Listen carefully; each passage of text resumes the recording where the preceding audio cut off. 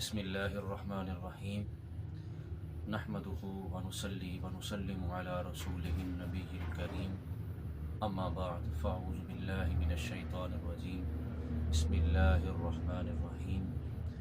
شہر رمضان الذی انزل فیہ القرآن ہدی للناس وبینات من الہدی والفرقان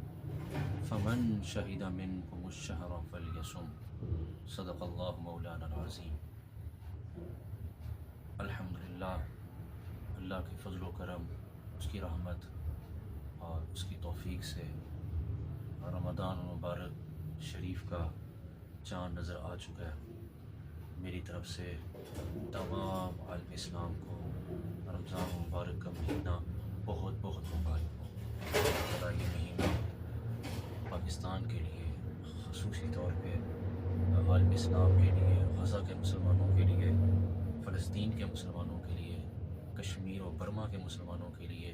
یہ نجات کا مہینہ ہو اور اللہ تعالیٰ مسلمانوں کی غیب سے مدد فرمائے۔ آج ہم رمضان المبارک کی فضیلت کے حوالے سے گفتگو کریں گے۔ اللہ تعالیٰ قرآن میں فرماتا ہے کہ شہر رمضان الذی انزل فیہ القرآن، کہ رمضان المبارک کا وہ مقدس معمبر مہینہ ہے کہ جس میں ہم نے قرآن مجید نازل فرمایا۔ گویا یہ رمضان المبارک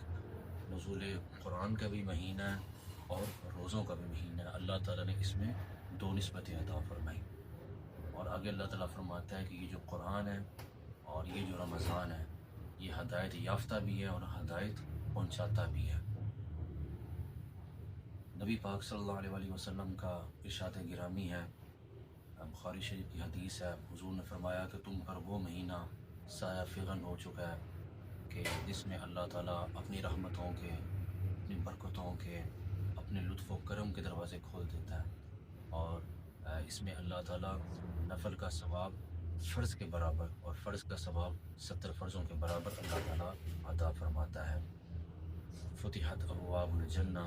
فتحت ابواب الرحمہ، فتحت ابواب المغفرہ، غلبت ابواب النار۔ یعنی حضور کا ارشاد گرامی ہے کہ اس ماہ اللہ تعالیٰ جنتوں کے دروازے کھول دیتا ہے، اپنی رحمت کے دروازے کھول دیتا ہے، مغفرت کے دروازے کھول دیتا ہے، اور اللہ تعالیٰ جہنم کے دروازے بند کر دیتا ہے،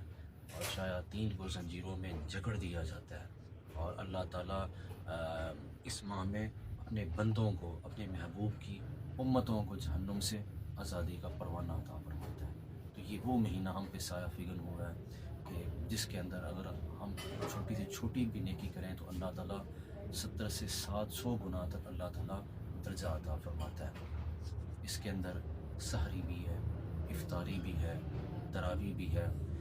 اور عید الفطر بھی ہے جو آخر میں اللہ تعالیٰ ہمیں عطا فرماتا ہے۔ تو اس مہینے کو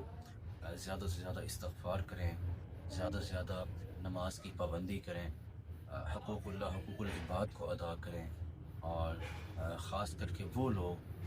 جو متوسط طبقے سے جن کا تعلق ہے ان کو اپنی خوشیوں میں شامل حال رکھیں، ان کی سحری و افطاری کا خیال رکھیں، ان کے ساتھ عفو و درگزر کریں۔ حضور ختم مرتبہ صلی اللہ علیہ وآلہ وسلم کا ارشاد گرامی ہے کہ یہ وہ مہینہ ہے، یہ عفو و درگزر کا مہینہ ہے، مساوات کا مہینہ ہے، بھائی چارے کا مہینہ ہے، اخوت کا مہینہ ہے۔ یعنی اس کے اندر زیادہ سے زیادہ رحم دلی کرنی چاہیے، کیونکہ اللہ تعالیٰ بھی اپنے بندوں پہ رحم فرماتا ہے۔ نبی پاک صلی اللہ علیہ وآلہ وسلم کا فرمان علی شان ہے کہ شعبان و شہری و رمضان و شہر اللہ، کہ شعبان میرا مہینہ ہے اور رمضان مبارک اللہ تعالیٰ کا مہینہ ہے۔ گویا رمضان مبارک اللہ کا مہمان ہے جو ہر گھر میں دستک دیتا ہے، جو اپنی آنے کی نوید خود بتاتا ہے کہ میں آ چکا ہوں۔ حضور شعبان کے مہینے میں کثرت سے روزے رکھتے، ماہ سوائے چند دنوں کے، اور حضور شعبان کو رمضان کے ساتھ ملا دیتے۔ صحابہ نے جب آپ صلی اللہ علیہ وآلہ وسلم سے پوچھا تو آپ نے فرمایا کہ میرے صاحبو، شعبان سے شعبان تک مرنے والوں کی اجل لکھی جاتی ہے، تو میں چاہتا ہوں جب میری اجل لکھی جائے تو میں روزے کی حالت میں ہوں۔ اور حضور نے اس ماہ کو اپنی امت کا مہینہ بھی قرار دیا، تو گویا یہ حضور کی امت کا بھی مہینہ ہے۔ تو صحابہ کرام بڑا اہتمام فرماتے، یعنی 6 ماہ پہلے ہی رمضان کی تیاریاں شروع کر دیتے، اہتمام کرتے، معاملات اپنے یعنی بہتر کرتے، اور پوری یعنی دل جمی کے ساتھ رمضان مبارک کو ویلکم کرتے، اور پھر جب رمضان چلا جاتا تو تو پھر 6 ماہ تک اس کا صوم کرتے۔ قرآن میں اللہ دوسرے سپارے میں فرماتا ہے کہ یا ایھا الذین آمنوا کتب علیکم الصیام کما کتب علی الذین من قبلکم لعلکم تتقون، اے ایمان والو تم پر روزے فرض کیے گئے ہیں جس طرح تم سے پہلوں پر فرض کیے گئے تاکہ تم پرہیزگار بن جاؤ۔ یہاں پہ 3 چیزیں ہیں۔ سب سے پہلے ہے روزے کی فرضیت ایمان والوں پہ، دوسرا پہلی امتوں پہ جو فرض ہوئے، اور آخر میں اللہ فرماتا ہے کہ تاکہ تمہیں تقویٰ ملے۔ تو گویا اللہ فرمانا چاہ رہا ہے کہ یہ کوئی بوجھ نہیں ہے، یہ کہ ہم ایسا تمہارے اوپر بھار نہیں ڈال رہے جو کہ پہلی امتوں پر نہیں ڈالا، یعنی پہلی امتوں پہ بھی یہ اللہ تعالیٰ نے یہ روزے فرض کیے۔ اللہ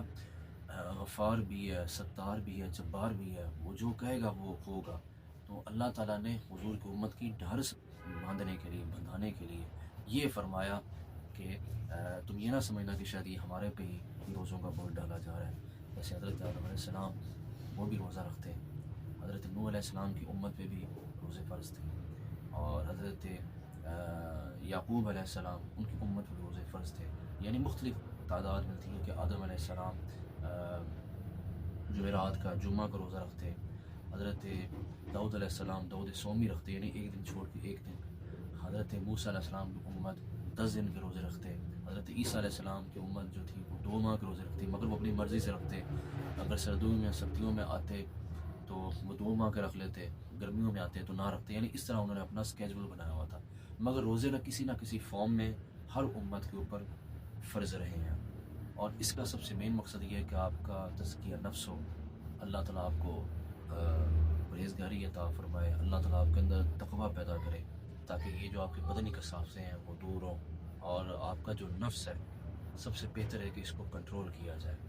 اصل روزے کا مقصد یہ ہے کہ دنیاوی لذتوں سے اپنے آپ کو چھڑا کر اپنے اللہ کے حضور بندہ حاضر ہو جائے، ورنہ بھوک پیاس چھڑانا یہ اللہ کا مقصود نہیں ہے۔ اصل جو مقصد ہے وہ تزکیہ نفس ہے، وہ اندر کی جو پاکیزگی ہے، جو اندر کی طہارت ہے، وہ اللہ کے نزدیک جانی اور پہچانی جاتی ہے۔ ہمیں اللہ تعالیٰ یہ ماہ ادب کے ساتھ گزارنے کی توفیق عطا فرمائے، اور میں آخر میں پھر یہ کہوں گا کہ اپنے نزدیکی قرابت داروں میں دیکھیں، دوست احباب میں دیکھیں، اپنے نزدیکی رشتہ داروں میں دیکھیں، اور ان کو اپنی خوشیوں میں شامل رکھیں، اور عالم اسلام کے ان کو اپنی دعاؤں میں یاد رکھیں۔ اللہ تعالیٰ ہم سب کا حامل ناصر ہو، وما علینا الا البلاغ۔